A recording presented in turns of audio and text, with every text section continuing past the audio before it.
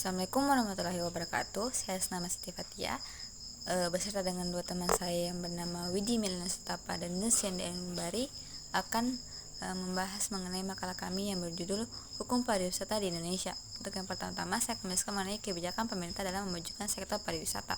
Kebijakan yang dibuat pemerintah dalam mengembangkan sektor pariwisata adalah salah satu jenis kebijakan publik.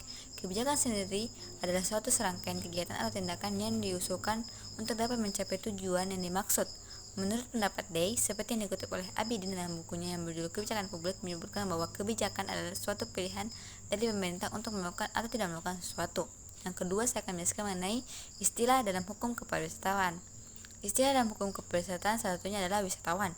Istilah wisatawan dapat kita lihat dalam pasal 1 ayat 2 Undang-Undang Republik Indonesia Nomor 10 Tahun 2009 tentang kepariwisataan, bahwa istilah wisatawan di dalam undang-undang ini didefinisikan sebagai orang yang melakukan wisata.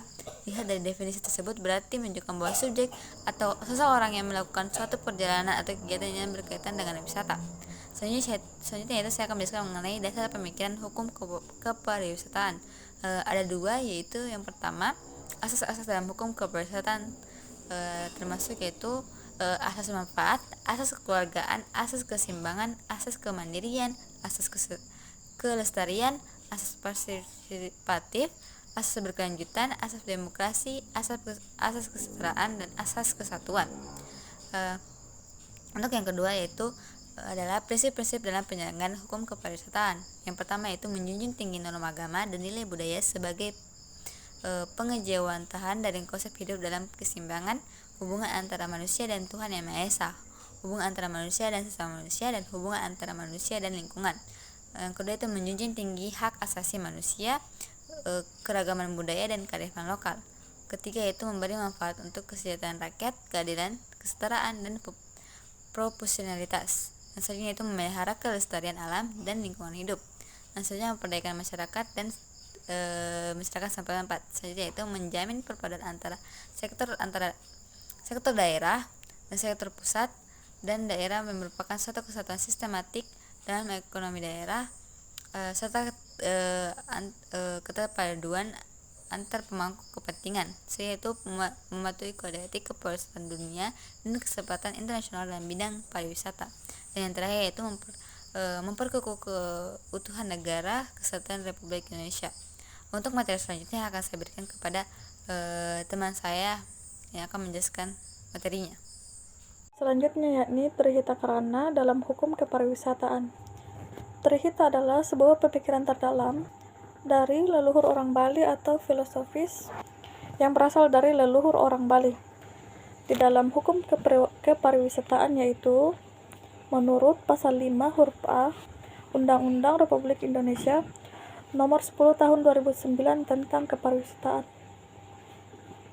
yang merupakan prinsip pertama dari pelaksanaan kepariwisataan di Indonesia, yang menyatakan menjunjung tinggi norma agama dan nilai budaya sebagai pengejawantahan dari konsep hidup dalam keseimbangan hubungan antar manusia dan sesama manusia dan hubungan antara manusia dan lingkungan. Selanjutnya bagian E, hak dalam hukum kepariwisataan. Hak yang diberikan oleh Undang-Undang Indonesia Nomor 10 Tahun 2009 tentang kepariwisataan. Untuk pelaksanaan kepariwisataan meliputi yang pertama hak pemerintah, yang kedua hak perseorangan, dan yang ketiga hak wisatawan, dan yang terakhir yakni hak pengusaha wisata. Mungkin itu saja, sekian, saya lanjutkan ke pemateri ketiga.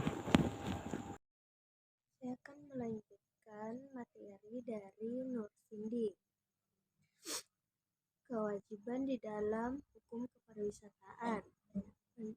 Kewajiban menurut Kamus Besar Bahasa Indonesia berasal dari kata wajib, yang berarti harus dilakukan atau tidak boleh tidak dilaksanakan atau ditinggalkan. Kata wajib juga memiliki makna yang sudah semestinya atau harus. Sama halnya dengan hak. Untuk kewajiban yang diberikan oleh Undang-Undang Republik Indonesia Nomor 10 Tahun 2009 tentang kepariwisataan, untuk pelaksanaan kepariwisataan meliputi kewajiban pemerintah, kewajiban perseorangan, kewajiban wisatawan, kewajiban pengusaha, larangan dan sanksi di dalam hukum kepariwisataan.